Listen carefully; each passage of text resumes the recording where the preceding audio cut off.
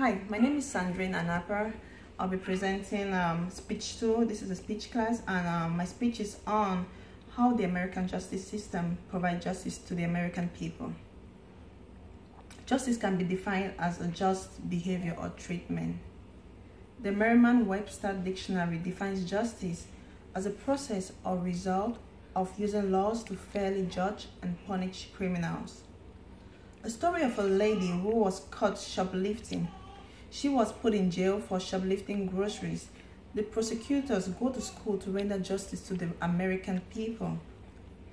Is this lady in jail really, is putting this lady in jail really justice? Did anyone think of her kids and the impact it would cause on them? This lady is a single mom trying to feed her kids. What do we really call justice today? Locking people up in jails is often regarded as justice, but what happens after they have been locked up? Statistics have shown that there is more than 60% chance of people who commit crime after being locked up in jail to go back into jails. Also, Americans spend more than $80 billion for the jail justice system. Statistics also show that Americans spend about $109,000 yearly on teenagers who have been locked up in jail.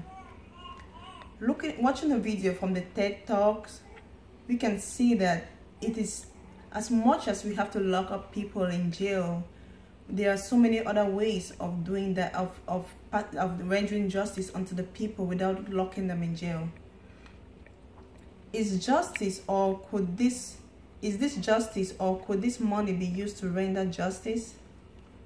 What is the point of locking up someone and rendering them useless because after they leave from jail, they cannot even rent a place to live, they cannot get employment, they cannot, live around a certain community or, be around certain people because of their past? Do we really call this justice to the American people?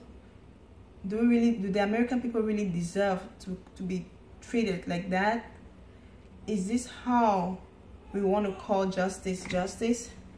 In the case of this single lady who stole groceries to feed her hungry kids, how do we render justice? Is it by exposing the kids to more opportunities to steal so as to eat and to survive? Or do we come up with ways to stop by helping the single mom with a job or shelter or daycare? We are mindful of the fact that we have so many, a few opportunities for the minority or for people who are less fortunate with shelter and daycare opportunities. But for those who have been locked up, for those who are committing crimes, do we go to find out the root causes of the crimes and try to solve those problems, or do we just lock them to render justice? Is it more, also another question we have to ask ourselves, is it more cost effective to use money, that is about $80 billion, to set up reconstructive programs for these people, or to spend the money to lock them up in jail? And when we lock people up in jail, we have to pay the staff that takes care of them, we have to pay to maintain the building, the electricity, and it costs so much money on the government.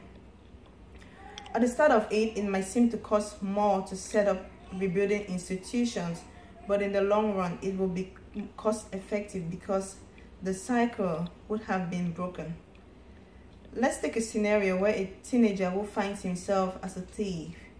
Instead of the prosecutor putting him in jail, he sent the teenager to school or college. After the teenager is done with college, the teenager is able to find a good job. The teenager now gets a job, and the teenager is able to pay taxes, and the teenager is able to provide for his family. By so doing, the jail cycle is broken in that family. The jail cycle is broken in a certain community. This would definitely be more helpful, and it's going to promote more people to be able to go to school or change the mindset. Also, we're going to talk about voting the prosecutors. Is it therefore a duty for every American to ask questions on who they want to vote or to know who they put in office?